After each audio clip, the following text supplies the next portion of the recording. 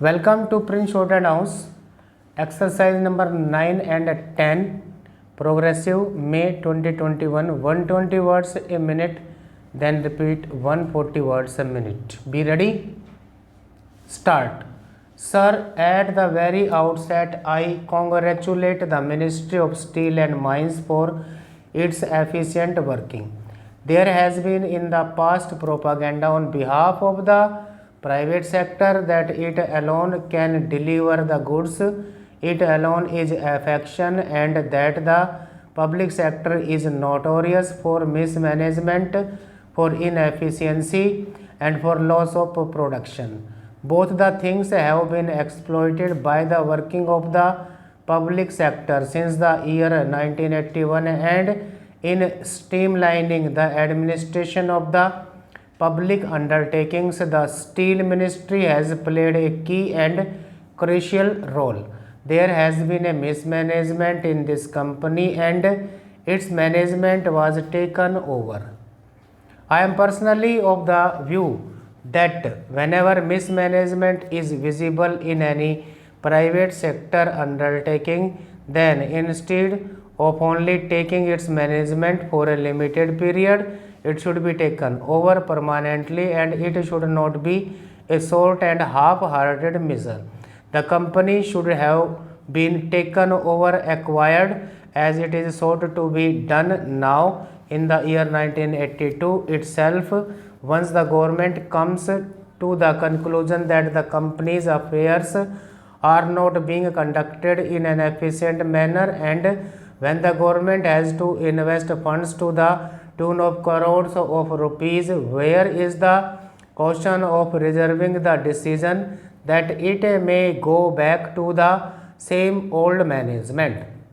Now, the second thing is that there is a new strategy which is being resorted to by this private business. They somehow or other welcome the takeover of their undertaking and they start the process of mismanagement deliberately so that the government may be compelled to take it over. They do not invest any money in the renovation of the machinery, which ultimately becomes nothing but a junk, and they would have derived the maximum benefit out of their investment long a time ago, and at the time when it is being taken over, nothing worthwhile is left in the undertaking. So it should be taken over at the earliest stage. We are now talking of commitment to the philosophy of the Constitution.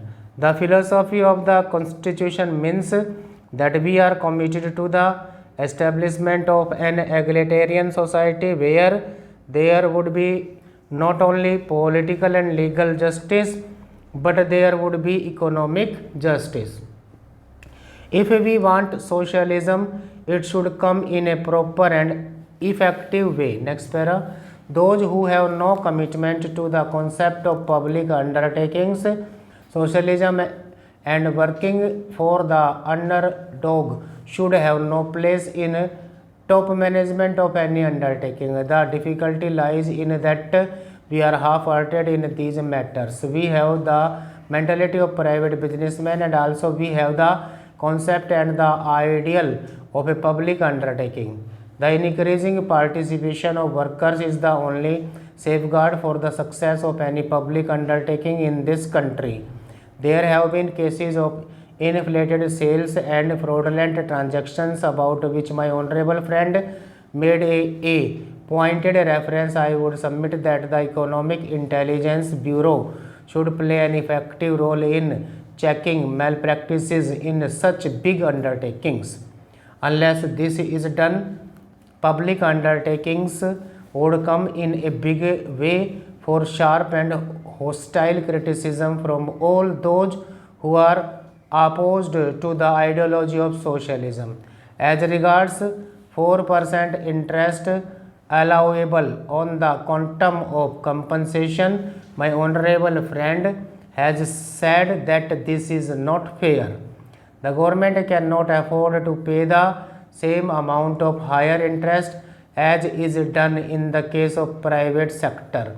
The Constitution itself has provided that the quantum of compensation would not be justifiable.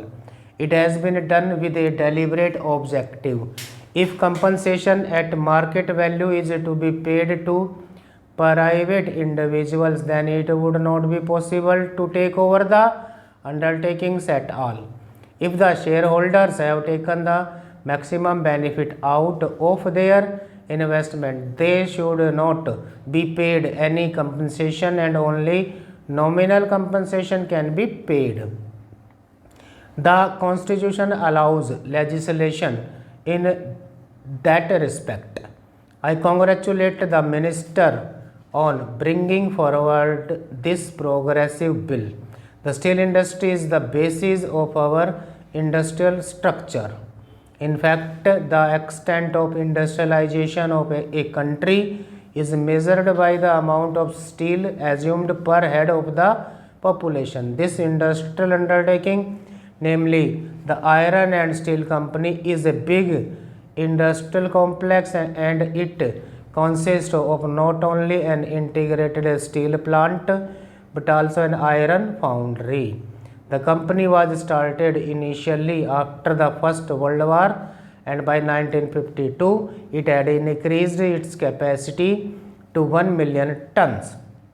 But the decline in the fortunes of the company started in the 60s, and by 1963 the production had gone down to 1 lakh tons per year, that is 13% of its related capacity, as stated by the Honorable Minister. In fact, its production had reached a figure of 8 lakh tons. From that it came down to 1 lakh tons, which was a result of the rotten management and the low price of steel. Stop. Repeat 140 words a minute. Start. Sir, at the very outset, I congratulate the Ministry of Steel and Mines for its efficient working. There has been in the past propaganda on behalf of the private sector that it alone can deliver the goods, it alone is affection, and that the public sector is notorious for mismanagement, for inefficiency, and for loss of production. Both the things have been exploited by the working of the public sector since the year 1981, and in streamlining the administration of the public undertakings, the Steel Ministry has played a key and crucial role. There has been a mismanagement in this company, and its management was taken over.